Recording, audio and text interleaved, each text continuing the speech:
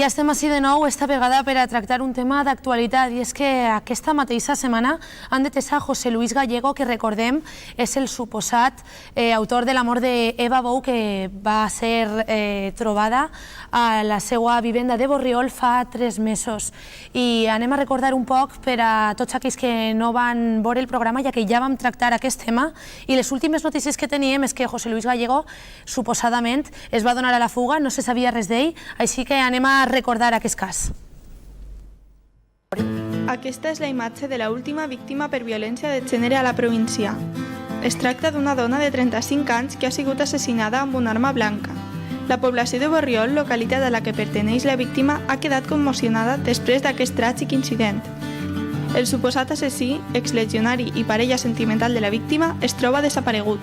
La policia ha emès una ordre de búsqueda i captura en tot el territori espanyol.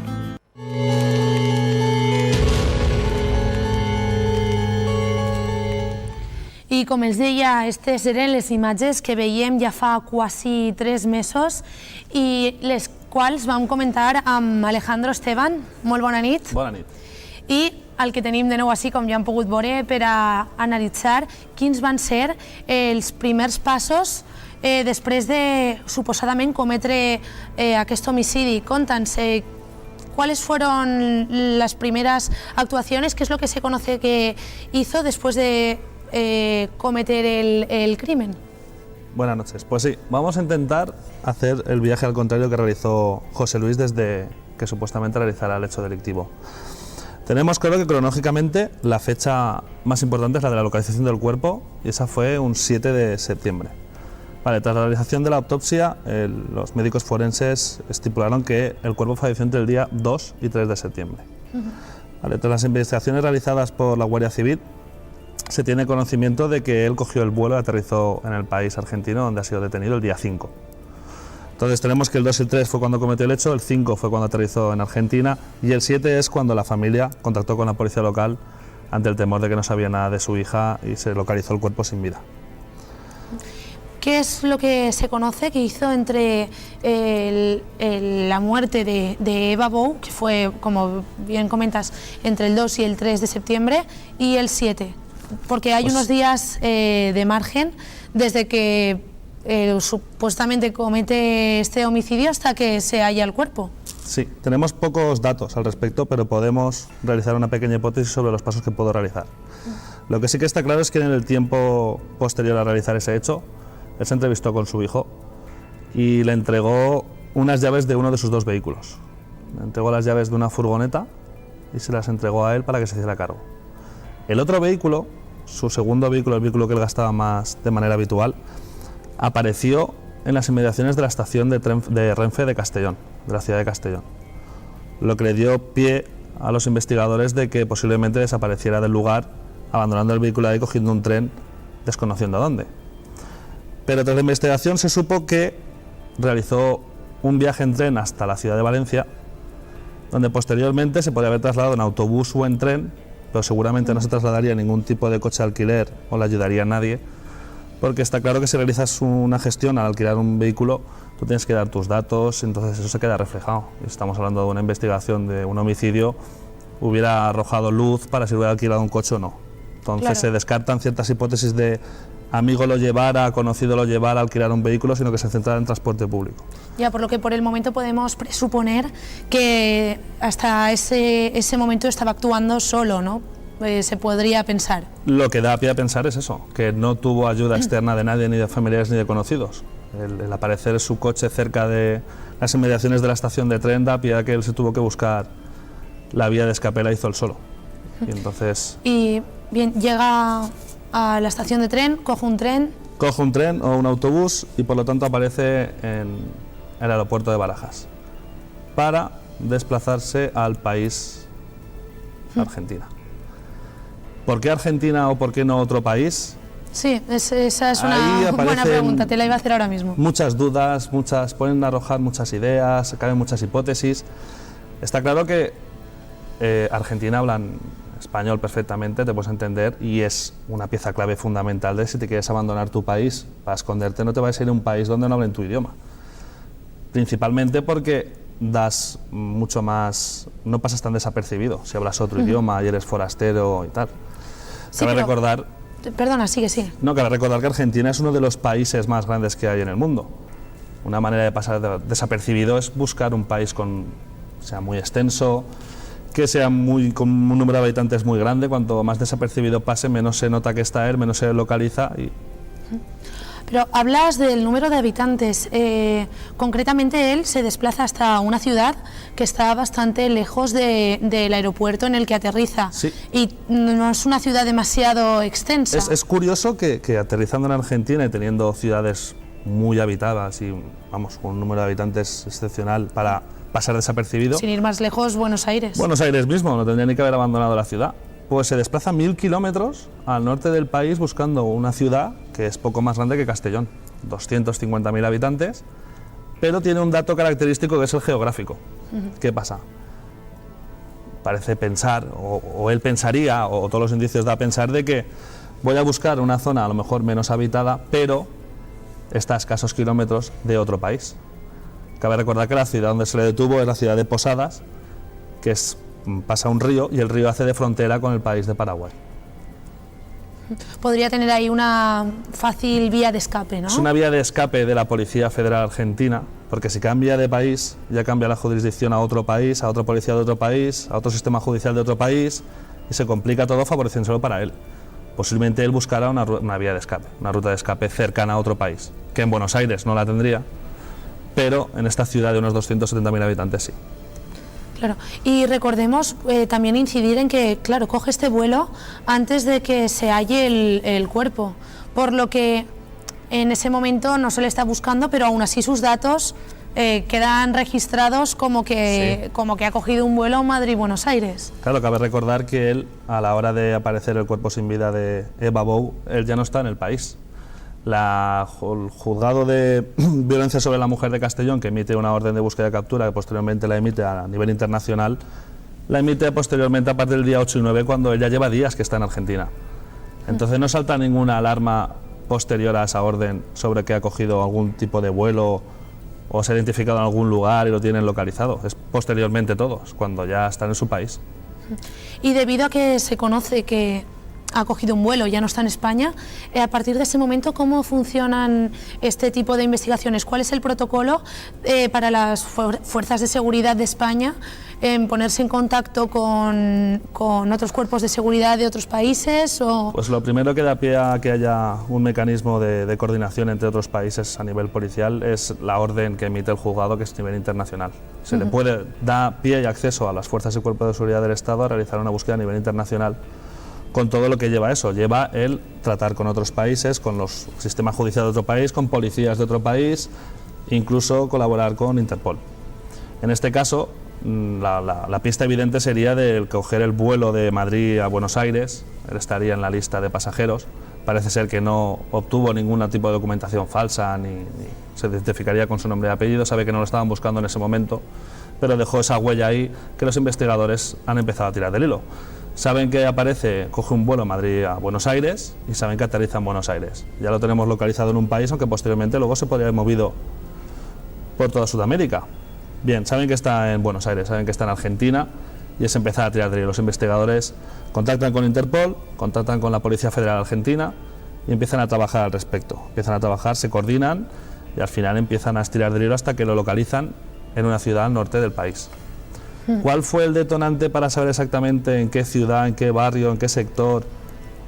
Puede ser que cometiera algún error.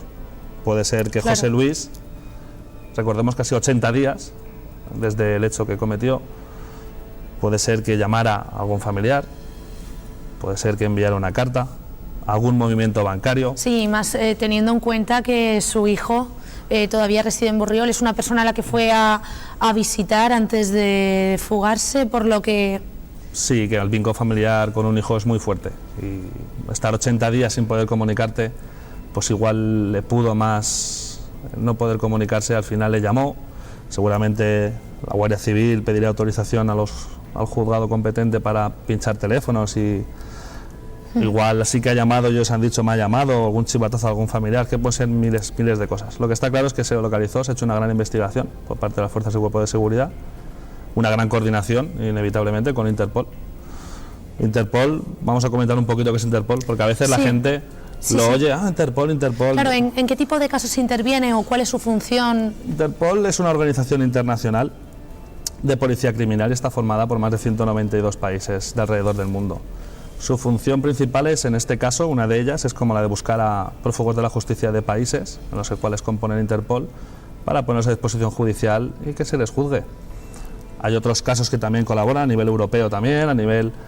Interpol es una herramienta eficaz para las policías del mundo para coordinarse, es básica. Básicamente coordina a las policías de diferentes países en casos como este, ¿no? En los que se busca a un prófugo de España en cualquier otro país. Y vale, tenemos que se le detiene en la ciudad de Posadas, como comentábamos, limítrofe con Paraguay. Hemos estado viendo antes las imágenes, pero ¿cuál es el tipo de investigación que se lleva a cabo una vez ya se le localiza que está allí? ¿Se empieza a seguir sus rutinas? ¿Qué es lo que se hace en este tipo de situaciones? La Guardia Civil, una vez localizado y teniendo conocimiento exacto de que se encuentra en tal ciudad y se menea por cientos barrios, tiene ciertas costumbres, es comunicarlo rápidamente a la Policía Federal Argentina y se coordina de manera de que se proceda a su detención.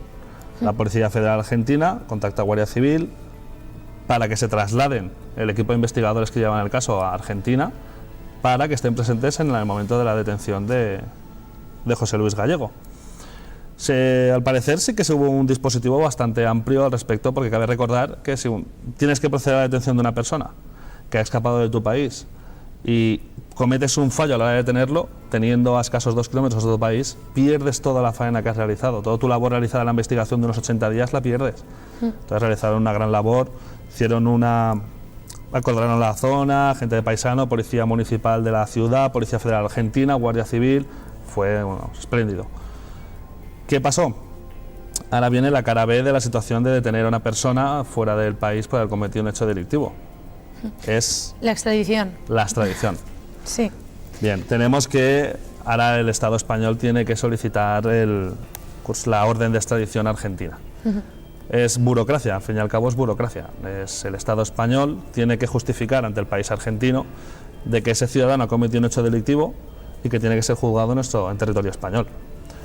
Argentina recibirá la solicitud, la estudiará, valorará y en este caso a primera instancia ha aceptado porque ha procedido a la detención de este ciudadano español en tierras argentinas, a José Luis. Hay casos, y no muy lejos, de que a veces no se accede a la orden de extradición. Claro, entonces, a lo mejor casos que no sean, entre comillas, tan fuertes como, por ejemplo, un supuesto homicidio o un asesinato, ¿no? Un homicidio bastante claro y evidente. Si el Estado español solicita la orden de extradición, tiene claro a Argentina de que ha sido más que motivado y justificado esa orden de extradición. El problema es que no deja de ser burocracia entre dos países y la orden se puede dilatar en tiempo entre 2 y 3 meses hasta que José Luis aterrice en tierras españolas y pase a disposición judicial. Y durante estos 2 o 3 meses que se pueden ir alargando, ¿no? ¿En